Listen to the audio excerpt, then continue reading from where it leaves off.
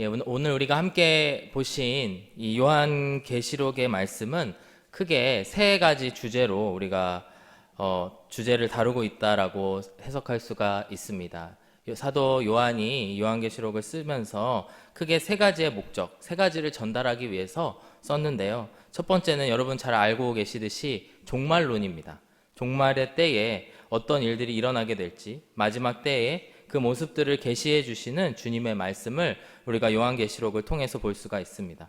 두 번째 목적은 우리에게 기독론, 그리스도가 어떤 분이신지에 대해서 전달하기 위해서 이 말씀을 우리에게 주셨다라고 할 수가 있습니다.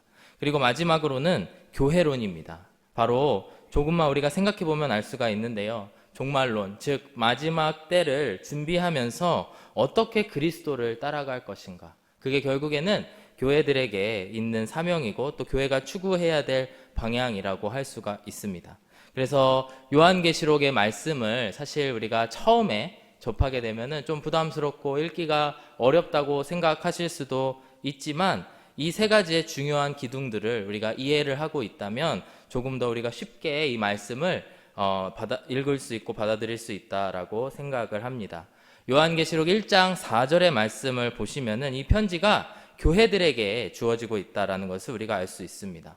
요한은 아시아에 있는 7교회에 편지하노니 이제도 계시고 전에도 계셨고 장차 오실 이와 그의 보좌 앞에 있는 7영과 이런 말씀이 있습니다. 앞에 보시면은 7교회에 편지한다. 즉 이것이 1차적으로는 7교회에게 편지를 하고 있지만 2차적으로는 그 이후에 있는 모든 교회들을, 즉 우리 하늘이 교회를 포함하고 또 우리 모두 한 사람 한 사람을 포함하고 있는 우리 교회들에게 주시는 말씀이다라고 하는 것입니다. 그렇기 때문에 우리가 요한계시록을 조금 잘 읽게 되면은 많은 유익들이 있습니다. 우리들의 신앙생활에서도 많은 유익이 있는데요. 그것이 뭐냐면 비록 우리들의 현실은 고난 가운데에 있지만 마침내 마지막 때에 다가올 예수 그리스도를 통해서 교회에게 주실 승리의 말씀, 이 위로의 말씀을 우리가 받을 수 있다라고 하는 것입니다. 이런 면에서 봤을 때 오늘 우리가 함께 읽으신 요한계시록 2장 1절에서 7절, 여기서부터 이제 2장 3장은 순차적으로 7교회에게 각각에게 주시는 칭찬 혹은 책망의 말씀들을 주고 계십니다. 오늘 함께 이 말씀들을 살펴볼 텐데요. 이 말씀들은 굉장히 저희들에게 실질적으로 또 적용하기 쉽게 다가오는 그런 말씀들입니다. 그렇기 때문에 더 많이 공감이 되는 그런 말씀들을 저와 여러분들이 이 시간 얻을 수 있고 배울 수 있다라고 생각을 합니다. 어떤 교회들에게는 또 칭찬을 주시고 그리고 칭찬을 받는 것을 보면서 우리도 저 교회처럼 하면 되겠구나, 우리들의 신앙생활도 저렇게 하면 되겠구나 생각할 수 있을 것이고, 반면에 책망을 받고 있는 어떤 교회들의 모습들을 보게 된다면 그 모습을 보면서 저렇게 하면 안 되겠구나 반면교사로 삼을 수 있는 그런 말씀이라는 것입니다. 오늘 우리가 함께 읽으신 2장 1절에서 7절까지의 말씀은 7교회 중에 첫 번째 교회인 에베소 교회에게 편지 보내는 것을 우리가 함께 읽어보았습니다. 이 서신을 작성하고 있는, 요한계시록 전체를 작성하고 있는 사도 요한은 반모섬이라고 하는 섬에 유배를 당하여 있었고 그곳에서 유배 생활을 하고 있었습니다. 반모섬은 오늘날의 터키와 그리스 사이에 있는 에게해라고 하는 그 바다에 있는 작은 섬인데요. 오늘날 구글 지도를 살펴봐도 오늘날에도 그 섬 이름이 반모섬 그대로입니다. 그래서 그곳에 예전에는 은광이 많이 있었다고 합니다. 그래서 아마도 사도 요한이 그곳에서 은을 캐면서 그런 유배 생활을 하고 있었다고 생각을 할 수가 있는데, 그때 그곳에서 유배 생활을 하면서 하나님의 말씀을, 이제 하나님의 계시의 말씀을 그가 받게 된 것입니다. 근데 우리 에베소 교회에 대해서 함께 살펴볼 텐데요. 에베소 교회에 보내는 편지를 통해 알 수 있는 게 이 교회는 칭찬도 많이 받았고 또 책망받을 일도 있었다라는 것을 우리가 살펴보게 됩니다. 이 시간 아까 말씀드렸다시피 에베소 교회가 받는 칭찬을 우리도 똑같이 받기 위해 또 노력하시고, 또 동시에 에베소 교회가 받은 그 책망들을 반면교사로 삼아서 주님 오실 마지막 그때를 기다리는 교회가 되시기를 주의 이름으로 소망합니다. 먼저 첫 번째로 에베소 교회는 어떤 칭찬을 받는 교회였을까 함께 살펴보길 원하는데, 첫 번째로 바로 에베소 교회는 인내함으로 수고한 교회였습니다. 인내함으로 수고한 교회였습니다. 2절과 3절의 말씀을 함께 보실까요? 2절의 말씀을 보시면 내가 내 행위와 수고와 내 인내를 알고 또 악한 자들을 용납하지 아니한 것과 자칭 사도라 하되 아닌 자들을 시험하여 그의 거짓된 것을 내가 드러낸 것과, 저 앞에 보시면은 내가, 즉 예수님께서 하시는 말씀입니다. 내가 너의 행위와 수고와 내 인내를 알고 있다. 3절의 말씀을 보시면 또 내가 참고 내 이름을 위하여 견디고 게으르지 아니한 것을 아노라. 이 교회가 인내함으로 수고했다라는 말씀이 계속해서 반복되어져 있습니다. 영국의 존 스토트 목사님은 이 구절을 해석하면서 이렇게 해석을 하셨더라고요. 에베소 교회는 병자들을 잘 간호하였던 교회였고 젊은이들을 잘 가르쳤던 교회, 노인들을 방문하는 일에 혼신을 다하는 교회였을 것입니다. 여가 시간을 바쳐서 가르치고 음식을 만들고 청소하는 일을 다반사였을 것이고 그 결과로 에베소 교회는 사람들이 북적거리는 곳, 모든 교인이 근면성실하게 예수님을 위해서 뭔가를 했던 그런 교회였습니다 라고 에베소 교회에 대해서 묘사를 하고 있습니다. 에베소 교회가 세워져 있었던 이 1세기 시대를 우리가 잘 이해를 해야 되는데요. 바로 이 에베소 교회가 있었던 그 지역, 로마의 그 지배를 받고 있었던 그 지역의 1세기의 모습은 바로 엄청난 박해의 시대였다라는 것을 우리가 알아야 됩니다. 로마는 식민지를 이제 효과적으로 통치를 하기 위해서 황제 숭배하는 사상을 널리 퍼뜨립니다. 너희가 로마의 황제를 그 신으로 숭배를 하면은 내가 혜택을 주겠다. 그래서 각 지역마다 그 로마 황제를 잘하는 도시를 선발을 하게 됩니다. 그래서 충성 경쟁을 막 시키는 거죠. 도시들끼리. 그래서 그 식민 도시들 간에 그런 경쟁이 붙었고 거기서 이제 뽑히는 도시들은 엄청난 혜택을 누리는 그런 통치 방법을 사용했다라고 합니다. 근데 바로 이 에베소 교회가 세워졌던 에베소 지역이 그 소아시아 지역에서 가장 황제를 잘 숭배하는 그런 도시였다라고 합니다. 그래서 우리가 그 도시 전체의 분위기를 조금 추측을 할 수가 있는데요. 아마도 도시 한가운데, 도시 안에 있는 사람들이 어떤 생각을 했냐면 아마 자부심을 가지고 있었던 사람도 있었을 것입니다. 우리가 로마에서 황제를 가장 잘 숭배하는 그런 도시야. 그렇기 때문에 어떤 일이 있었냐면 바로 황제를 숭배하지 않았던 이 그리스도인들, 이 교인들이 반대로 엄청나게 박해를 받고 있었다라고 하는 사실들이 많은 기록들을 통해서 우리에게 전달이 되어지게 됩니다. 그래서 로마 황제를 숭배하지 않는 그리스도인들의 그 장사하는 곳에 불매 운동을 한다든지 또 어떨 때는 사회적으로 매장시키는 것뿐만 아니고 물리적으로 폭력까지 당하는 경우도 있었다라고 합니다.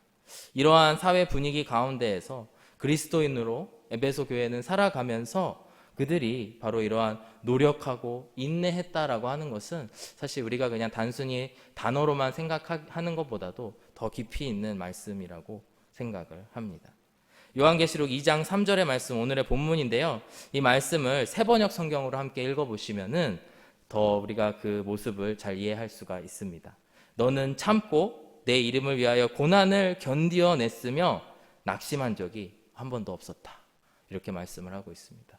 에베소 교회는 참고 그리고 고난을 견디어냈는데 그러면서도 낙심하지 아니한 그런 교회. 너무나 멋진 교회 같지 않습니까? 에베소 교회에 대해서 저는 묵상을 하면서 참 괜찮은 교회 같다라는 생각이 자꾸 들게 되었습니다. 그런데 이들을 위로하고 있는 말씀이 오늘의 말씀 2절에 보시면은 나옵니다. 2절의 앞부분에 보시게 되면은 내가 내 행위와 수고와 내 인내를 알고 이렇게 말씀을 하고 있습니다. 예수님께서는 에베소 교회에게 너희가 수고하고 있는 것을 내가 안다 이렇게 말씀을 하고 있습니다. 교회로서 저와 여러분들이 많은 수고를 하고 있다는 것을 저도 잘 알고 있습니다. 아마도 우리 교회도 참 열심히 사역하는 교회고 열심히 하나님의 뜻을 구하는 그런 교회라고 저는 믿습니다. 근데 주님께서 우리에게 주시는 위로가 무엇이냐면요, 내가 너희들의 수고를 다 안다 이렇게 말씀하고 있습니다. 에베소서 오늘 본문의 1절 말씀에 보시면은 뒷부분에 이렇게 말씀합니다. 오른손에 있는 7뼈를 붙잡고 7 금촛대 사이를 거니시는 이가 에베소 교회에게 편지한다 이렇게 말씀을 하고 있습니다. 바로 예수님에 대해서 이렇게 표현하고 있는 거죠. 여기서 이야기하고 있는 7 금초대는 1장 20절의 말씀 바로 직전의 구절을 보면은 7 교회를 얘기하고 있다라는 것을 우리가 알 수가 있습니다.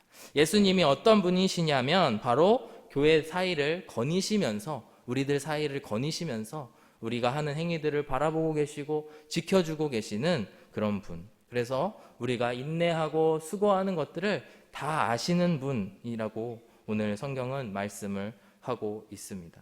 이 말씀이 저희들에게 큰 위로의 말씀이 되었으면 좋겠습니다. 사랑하는 여러분, 우리가 교회로서 이곳에 살아가면서 달라스 땅에 살아가면서 또 교회 안에서의 여러 힘든 일들 때로는 또 작은 일들부터 큰 일들까지 감당하면서 주님 때로는 너무 힘듭니다 라고 주님께 투정하고 싶을 때도 있지 않습니까? 근데 그럴 때마다 우리가 믿어야 되는 것은 바로 우리가 하는 일 모든 것을 주님께서 보고 계시고 내가 너의 모든 수고를 안다라고 오늘 말씀해 주고 계십니다. 사실 그거면 되지 않을까요? 우리가 신앙생활 하면서 그렇게 주님께서 우리를 바라보고 있다는 사실을 믿으시는 저와 여러분들이 되시기를 바랍니다. 두 번째로 에베소 교회가 칭찬받았던 부분은 무엇이냐면 바로 분별력을 가진 교회였습니다. 분별력을 가졌는데 그것이 예수님께서 칭찬하실 만큼의 분별력을 가진 교회였다라는 것입니다. 2절 후반부의 말씀을 보시면 이렇게 말씀합니다. 또 악한 자들을 용납하지 아니한 것과 자칭 사도라 하되 아닌 자들을 시험하여 그의 거짓된 것들을 내가 드러낸 것을 잘하였다 이렇게 말씀하고 있습니다. 악한 자들을 용납하지 아니하고 자칭 사도라고 하는 그 거짓 교사들을 잘 드러낸 것, 잘 분별해낸 것이 너희들이 참 잘한 일이다 라고 하는 예수님께서는 칭찬을 하고 계십니다. 에베소라고 하는 도시는 황제를 숭배하는 그런 도시였지만 동시에 우상을 숭배하는 도시이기도 했습니다. 즉 무슨 의미냐면 황제를 숭배하기도 했지만 그 외에 온갖 미신들을 많이 섬기는 그런 도시였습니다. 에베소는 항구 도시인데요. 바다에 있는 항구 도시인데 그곳에는 모든 종교가 모이고 섞이는 그런 종교와 철학의 중심 도시였다라는 것이죠. 항구였기 때문에 아주 큰 항구였기 때문에 많은 돈이 모이게 되고 또 많은 사람들이 들어오게 되는 그런 정말 인종 전시장과 같은 그런 분위기였다라고 합니다. 오늘날에도 그런 많은 큰 도시들이 있잖아요. 뉴욕 같은 도시, 또 서울도 요즘에는 그런 도시가 되어가고 있고 또 LA 같은 도시, 많은 그런 도시들을 우리가 상상할 수가 있습니다. 이런 큰 도시들의 특징이 뭐냐면 문화적 수용성이 굉장히 높아진다. 즉 뭐냐면 이방인들에게 그리고 나와 다른 사람들에게 마음을 오픈하고 쉽게 다가가는 서로가 잘 섞이는 일들이 많이 일어난다라는 것입니다. 그래서 실제로 뭐 LA나 이런 곳에서 자라신 분들을 보면 조금 자유분방한 그런 모습들을 우리가 많이 볼 수 있지 않습니까? 그래서 이 에베소 교회도 이렇게 문화적으로 수용성이 높은 그런 도시였기 때문에 자연스럽게 이방 종교들하고도 여러 종교가 막 섞이는 그런 일들이 있었다라고 하는 것이죠. 이러한 분위기 가운데에 세워진 교회가 에베소 교회라고 하는 것입니다. 바울을 통해서 처음 에베소 교회에 복음의 말씀이 전해지게 되는데요. 오늘 요한계시록을 쓰고 있는 이 요한과는 대략 최소한 한 30년 정도의 시간적인 갭이 있다라고 생각을 그렇게 보시면 됩니다. 사도행전 19장 8절의 말씀을 보시면 바울이 처음에 이곳에 복음을 전한 사실이 이렇게 기록이 되어 있습니다. 바울이 회당에 들어가 3달 동안 담대히 하나님 나라에 관하여 강론하며 권면하되 그 다음에 19장 10절로 넘어가면 무려 2해 동안 이같이 복음을 전하니 아시아에 사는 자는 유대인이나 헬라인이나 다 주의 말씀을 듣더라. 이렇게 에베소 교회가 처음 시작되는 모습들을 사도행전은 기록을 하고 있습니다. 그렇게 해서 교회가 세워지게 되는데요. 사도행전 20장의 말씀에 보시면 이제 바울이 그곳을 떠날 때에 이제 유언과 같이 하는 말씀을 여러분 잘 보셔야 됩니다. 29절의 말씀을 보시면 내가 떠난 후에 사나운 이리가 여러분에게 들어와서 그 양떼를 아끼지 아니하며 또한 여러분 중에서도 제자들을 끌어 자기를 따르게 하려고 그 사나운 이리가 자기를 따르게 하려고 어그러진 말을 하는 사람들이 일어날 줄을 내가 아노라. 그러므로 여러분이 일깨어 내가 3년이나 밤낮 쉬지 않고 눈물로 각 사람을 훈계하던 것을 기억하라. 지금 내가 여러분을 주와 및 그 은혜의 말씀에 부탁하노니 그 말씀이 여러분을 능히 든든히 세우사 거룩하게 하심을 입은 모든 자 가운데 기업이 있게 하시리라. 이렇게 말을 남기고 이제 사도 바울은 떠나게 됩니다. 사도 바울이 마지막까지도 에베소 교회에게 부탁했던 것이 무엇이냐면요, 바로 영적 분별력을 가지고 사나운 이리와 같이 오는 그 사람들의 이단의 가르침을 주의하라라고 하는 말씀을 하고 있습니다. 어려움을 극복하기 위해서는 그동안 바울이 전하고 가르쳤던 그 일들을 잘 기억하고 그 일들을 공부하는 것에 전념하고 붙어 있어라라고 말씀을 하고 있습니다. 즉 에베소 교회는 그 일들을 그 이후에도 잘 지켰던 그런 교회였던 것 같습니다. 우리로 치면은 성경 공부도 열심히 하고 진리 탐구도 열심히 해서 이단을 잘 식별하는 그런 교회였다라고 우리는 볼 수가 있습니다. 오늘의 본문의 마지막 부분인 6절의 말씀을 보시면 오직 내게 이것이 있으니 내가 니골라당, 즉 이 이단의 한 파로 생각하시면 됩니다. 니골라당의 행위를 미워하는도다. 나도 이것을 미워하노라. 즉 뭐냐면 예수님께서 미워하시는 그 이단들을 그들도 미워했다라고 하는 것입니다. 영적인 분별력을 그들은 갖고 있었기 때문에 그들이 거짓 교사를 보고 알아보고 분별하여서 그들을 교회로 들어오지 못하게 하였다. 즉 그들이 영적인 분별력을 갖고 있었다라고 이야기하는 것입니다. 앞서서 첫 번째 칭찬받은 것과 두 번째 칭찬받은 거 합치면 와 거의 완벽한 교회 같은데 라는 생각이 좀 들지 않습니까? 열심히 노력하고 시간을 더 많이 써서 섬기고 그랬던 교회인데 영적인 분별력, 교리까지 다 알고 정말 이단에게도 속아 넘어가지도 않고 그 에베소라고 하는 엄청난 도시에서 그렇게 했었던 이 교회를 보면서 참 대단한 교회다라고 하는 생각이 듭니다. 사랑하는 여러분, 저도 소망해 보았습니다. 우리 교회가 정말 이런 교회가 되었으면 좋겠다. 지금 그런 교회일지도 모르죠. 주님 보시기에. 근데 똑같이 그렇게 주님 앞에 칭찬받는 교회가 되었으면 좋겠습니다. 행위로는 수고하고 힘쓰고 인내하는 교회, 너의 인내를 내가 안다라고 말씀하실 정도로 칭찬받는 교회, 동시에 영적으로도 분별력을 갖춰서 사나운 이리가 주는 그런 가르침들, 혹은 우리가 잘못된 주님의 마음에 합당하지 않은 가르침들을 잘 분별해낼 수 있는 그런 교회가 되기를 소망합니다. 이와 같이 에베소 교회는 예수님께 정말 큰 칭찬을 받았던 교회라는 것이죠. 근데 오늘의 본문 4절의 말씀을 보시면은 이러한 완벽해 보이는 에베소 교회에도 책망받을 일이 있었다라는 것을 기록하고 있습니다. 4절의 말씀 한번 한 목소리로 함께 봉독해 보겠습니다. 시작. 그러나 너를 책망할 것이 있나니 너의 처음 사랑을 버렸느니라. 이 교회가 정말 그 핍박받던 시대, 어려운 그 상황 가운데에서도 한 가지를 놓쳐버렸는데요. 그것이 뭐냐면 너의 처음 사랑을 버렸느니라. 너의 그 처음 사랑을 버렸느니라. 이렇게 말씀하고 있습니다. 교회가 굉장히 훌륭한 모습을 하고 있었지만 또 그들이 분별력을 갖추고 있었지만 사실 주님의 이러한 평가는 상당히 뼈아픈 평가라고 생각을 합니다. 여러 책들을 제가 살펴보니까 에베소 교회가 왜 어찌하여 이런 책망받는 교회가 되었을까? 앞에 그렇게 크게 두 가지나 칭찬받을 일이 있음에도 불구하고 이와 같은 책망을 받았을까? 두 가지로 소개하는 것을 보게 되었습니다. 첫 번째는 이단과 너무 싸우다 보니까 너무 교회가 날카로워졌다라고 하는 견해가 있습니다. 에베소 교회 안에 있었던 끝없는 그 이단들의 싸움, 그리고 밖에 정말 소나기같이 매일 쏟아지는 그 우상 숭배에 대한 유혹들과 늘 싸우다 보니까 그들이 사랑을 잃어버리고 어느새 교리적으로 딱딱한 교회가 돼버렸다라고 하는 견해가 있습니다. 그럴 수도 있겠다는 생각이 들지 않습니까?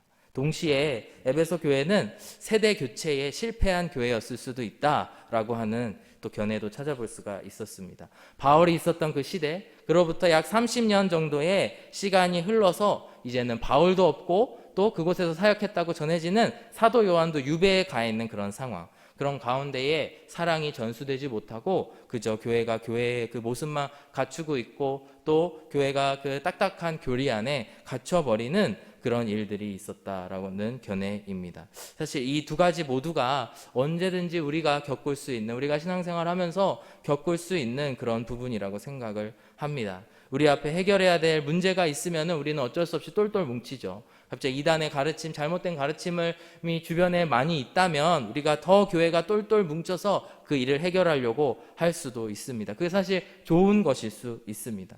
그리고 하지만 동시에 일에 너무 집중하다 보면은 주님을 사랑했던 우리들의 마음, 처음에 그 시작했던 그 동기가 사라지게 돼버리고 어느새 타인을 사랑하는 마음도 우리 가운데 없어질 수 있는 것이 우리들의 연약함이라고 하는 것입니다.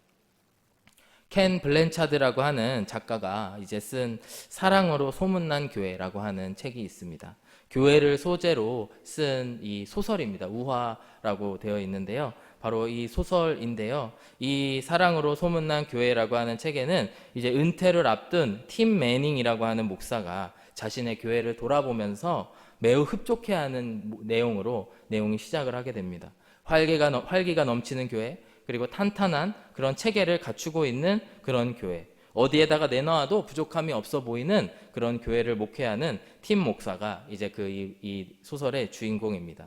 그런데 어느 날 익명의 편지 한 통, 그리고 한 통의 전화가 이제 동시에 그 팀 목사를 찾아오게 됩니다. 그 내용은 동일하게도 그의 교회가 아주 좋은 교회처럼 보이지만 하지만 사랑을 잃어버린 교회, 그래서 그 교회를 떠나겠다라고 하는 전화를 동시에 받게 됩니다.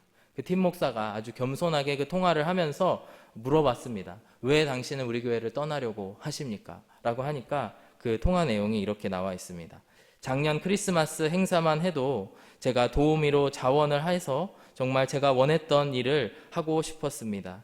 전무후무한 멋진 축제를 주님 앞에 만들어서 하나님께 영광을 돌리고 싶었습니다. 저도 처음에는 그 열의가 대단했습니다. 하지만 두어 주가 지나가면서 상심이 깊어져 버렸습니다. 왜냐하면 마치 저를 삭슬받고 일하는 일꾼처럼 취급한다는 느낌을 강하게 받았거든요. 뭘 묻든 무슨 제안을 하든 거들떠 보지도 않았어요. 도와줘서 고맙다는 인사하는 사람도 없었습니다. 라고 말을 하면서 그 교회를 떠나갑니다. 이 소설은 그 이후에 이 팀 목사가 어떻게 하면 우리가 사랑을 회복할지, 정말 사랑으로 소문난 교회가 되려고 하는 그 노력의 이야기들을 다룬 내용입니다.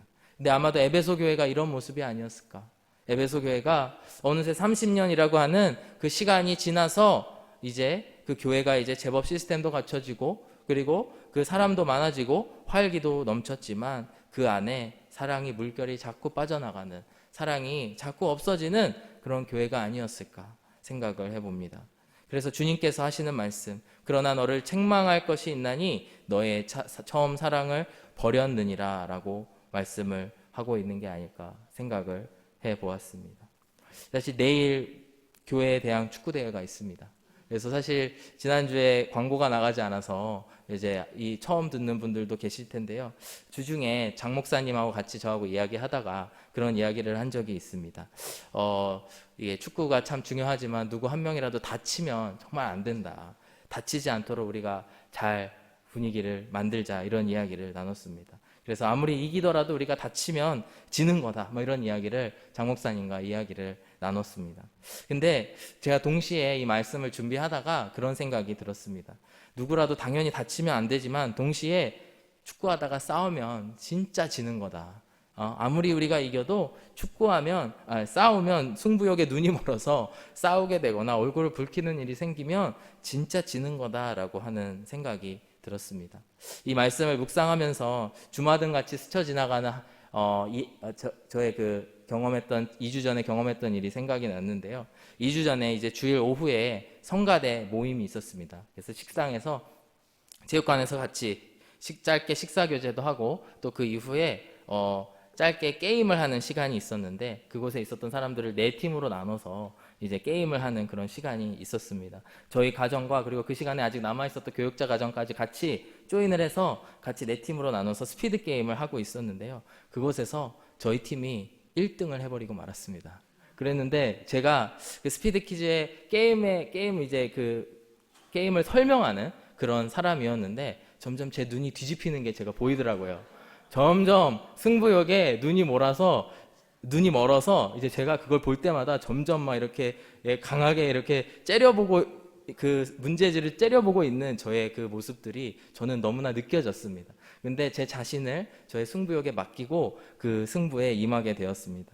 근데 제가 너무나 마음에 걸렸던 일이 무엇이냐면 그 문제지를 이렇게 스케치북을 넘겨주시던 집사님이 딱 한 번 여러 개를 해주셨는데 한 번 그걸 못 넘기셔가지고 막 쩔쩔쩔쩔 메고 계시는 거예요. 제가 그때 참았어야 되는데 집사님 빨리 넘기세요, 빨리 넘기세요. 제가 이러면서 막 쏘아 붙였습니다.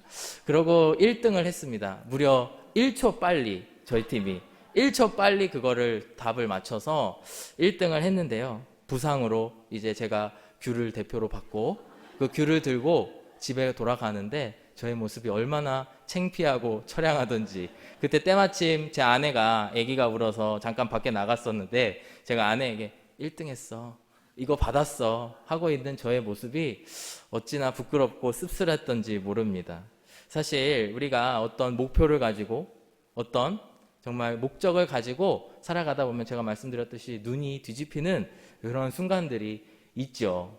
근데 우리가 먼저 생각해야 될 것이, 사실 우리가 그 안에 사랑이 없다면 그 모든 것이 무슨 소용이 있겠습니까? 내일 축구대회에서 우리가 1등을 하든 꼴등을 하든 그곳에 사랑이 없다면 아무 의미가 없다라고 하는 것입니다. 그래서 주중에 저희 축구를 같이 뛰기로 한 그 한 청년하고 문자를 하면서 우리의 목표는 4강이다 이렇게 이야기를 나눴습니다. 저희 조에는 4팀이 있습니다. 그래서 우리 가운데 4강 이미 들었으니까 정말 우리가 좋은 추억을 가질 수 있는 재미난 시간, 서로 사랑 나누는 그런 시간을 갖자, 이런 이야기를 나누었습니다. 사랑하는 여러분, 우리의 신앙생활도 한번 돌아보았으면 좋겠습니다. 무엇을 위해 우리가 신앙생활을 하는 것일까요?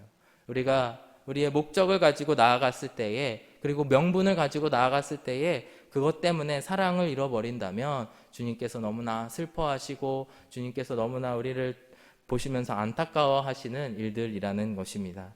에베소 교회에는 나름 명분이, 강력한 명분이 있었습니다. 그 교회를 세운, 개척한 그 사도 바울의 유언, 그것이 바로 영적 분별력이었습니다. 그래서 그 교회는 그 영적 분별력을 갖기 위해서 노력하였고 그곳에서 열심히 신앙생활을 하였지만 그 결과로 사랑을 잃어버리는 그런 단계까지 이르게 된 것입니다. 5절의 말씀을 보시면은 안타까워하시는 그 주님의 마음을 우리가 느낄 수가 있습니다. 그러므로 어디서 떨어졌는지를 생각하고 회개하고 처음 행위를 가지라. 만일 그리하지 아니하고 회개하지 아니하면 내가 내게 가서 내 촛대를 그 자리에서 옮기리라. 준엄한 경고의 말씀을 하고 계십니다. 즉 이것이 무엇을 의미하냐면 영적 분별력도 너무나 중요합니다. 그리고 우리가 행동으로 섬기는 것도 너무나 중요하지만 그 모든 것이 사랑이 없으면 안 된다라는 말씀을 하고 계십니다.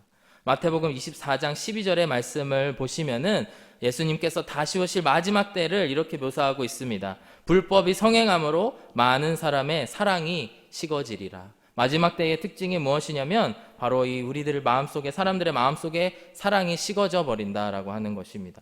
여러분, 여기서 우리가 이게 마지막 때라고 해서 오해하시면 안 되는 것이 뭐냐면, 이런 일이 단 한 번도 일어나지 않다가 마지막 때가 되면 갑자기 일어난다, 이런 의미가 아닙니다. 이 무엇을 의미하고 있냐면요, 우리가 아무런 노력도 하지 아니하고 그 자리에 가만히 앉아 있을 때에 마지막에는 결국에 그렇게 된다라고 하는 말씀을 하고 있는 것입니다. 우리의 죄성과 관련되어 있는 말씀이죠. 우리는 죄된 본성을 가지고 있기 때문에 우리가 날마다 회개하고 주님 앞에 돌아가지 않는다면 우리는 자연스럽게 어떤 모습이 되느냐?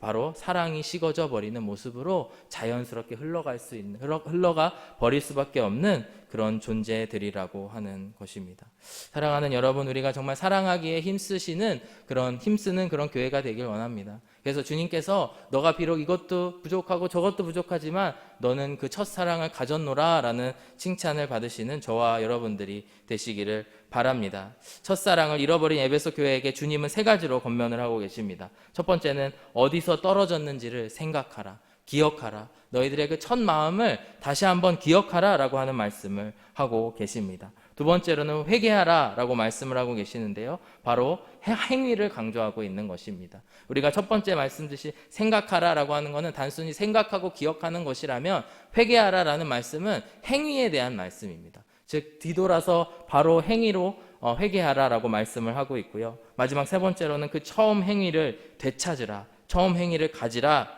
있다라고 말씀을 하고 있습니다. 지난주에 이제 담임 목사님을 대신해서 제가 목사님께서 가르치시는 생명의 삶 그 클래스를 제가 2번 가르쳤는데요.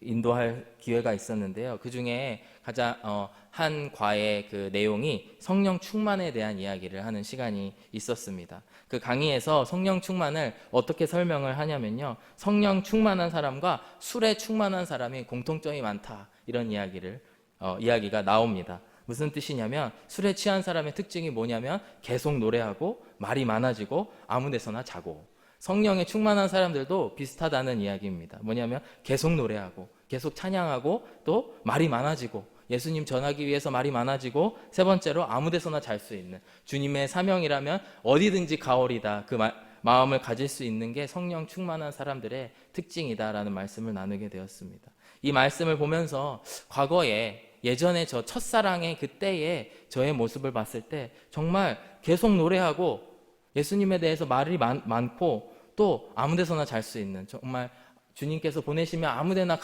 가겠습니다 이렇게 고백했던 것 같은 저의 예전의 모습들을 돌아보게 되었습니다. 그러면서 나는 요즘 어떤가? 예전에 내가 제일 좋아했던 찬양이 이날은 주가 지으신 주의 날일세, 정말 하나님께서 이 하루를 주신 거에 너무나 감사해서 막 찬양했던 나의 모습이 있었는데 지금은 왜 내가 그 찬양을 부르지 않지? 이런 생각이 많이 들게 되었습니다. 그리고 예수님에 대해서 많이 이야기하는 걸 너무나 좋아했는데 요새도 내가 그런가 하는 생각을 많이 돌아보게 되었습니다. 혹시 여러분 안에도 저와 같은 이런 마음들이 생겨나지 않으실까요? 한번 이 시간 생각해 보시기를 원합니다. 처음 어디서 떨어졌는지 생각하고 회개하고 그 처음의 행위로 돌아가라. 오늘 주님께서는 말씀을 하고 계십니다. 사랑하는 하늘의 교회 성도 여러분, 오늘 주님께서는 우리들에게 계속해서 말씀을 하고 계십니다. 너가 수고하고 인내한 것을 내가 다 안다. 하지만 너의 첫사랑, 그게 가장 중요한 것이다. 그러므로 너의 첫사랑의 때를 기억하고 회개하고 그 때를 되찾으라 라고 저희들에게 권면하고 계십니다. 사실 오늘 설교의 제목을 뭘로 할까를 좀 고민을 했었습니다. 오늘 설교의 제목이 나의 사랑하는 교회에게 라고 하는 제목인데요. 이것도 제가 이 요한계시록을 공부하다가 보게 된 책의 제목입니다. 근데 이걸로 할지 아니면 아까 제가 소개해드린 사랑으로 소문난 교회로 할지 조금 고민을 했는데요. 결국에 나의 사랑하는 교회에게로 제가 이 말씀의 제목을 결정을 했습니다. 그게 왜 그렇게 결정을 했냐면 사실 우리가 사랑으로 소문난 교회가 되는 것이 너무나 중요하죠. 그런 교회가 되었으면 좋겠습니다. 근데 우리가 그렇게 하려고 노력하는 것보다 더 중요한 것이 뭐냐면 오늘 주님께서 우리 교회를 사랑하시고 우리 한 사람 한 사람을 사랑하신다는 그 사실입니다. 그래서 오늘 우리에게 주님께서는 말씀하고 계십니다. 나의 사랑하는 교회야, 나의 사랑하는 하늘의 교회야, 나의 사랑하는 아무개야, 내가 너를 사랑한다. 너도 나를 사랑하니? 오늘도 묻고 계시는 줄로 믿습니다. 부활하신 예수님께서 실패한 제자들에게, 십자가 앞에서 예수님을 배신한 제자들에게 물어보신 질문은 단 한 가지였습니다. 베드로야, 내가 나를 사랑하느냐? 내가 나를 사랑하느냐? 내가 나를 사랑하느냐? 그 질문을 3번 물어보셨습니다. 오늘도 우리 안에 예수님 앞에서 실패해서 주님 너무 죄송합니다 이런 마음이 들지도 모르겠습니다. 하지만 주님께서는 오늘도 내가 너를 사랑하니 너도 나를 사랑하고 회개하고 돌아와라 이렇게 말씀을 하고 계십니다. 나보다 나의 마음을 더 잘 아시고 나의 아픔을 더 잘 아시는 그분께서 우리를 사랑하시고 오늘 이 자리에 우리를 불러주고 계십니다. 우리 교회의 주인 되신 바로 그 우리의 모든 주관자 되시는 주님께서 우리를 사랑해 주시고 우리를 불러주고 계시는 줄로 믿습니다. 그 주님의 말씀에 순종하시면서 오늘도 우리의 그 사랑을 회복시켜 달라고 주님 앞에 구하시는 저와 여러분들이 되시기를 바랍니다.